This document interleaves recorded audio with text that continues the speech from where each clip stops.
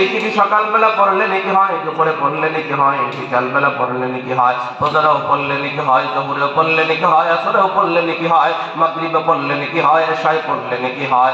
যেই চিঠির দিকে তাকাইলে জান্নাত দেখা যায়, যেই চিঠির দিকে তাকাইলে জাহান্নাম দেখা যায়, যেই চিঠির দিকে তাকাইলে স্বয়ং আল্লাহর দেখা যায়, বন্ধুরে দেখা যায়। ভগবান করে বলেন না বন্ধুকে রাজি আসেনি পড়তে। সবাই কিন্তু কোরআনের কথা বলছে।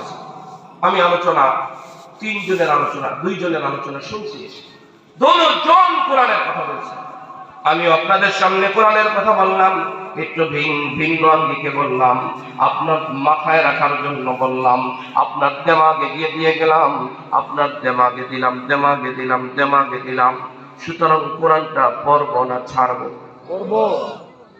পড়লে লাভ না লস, বেশি না কম?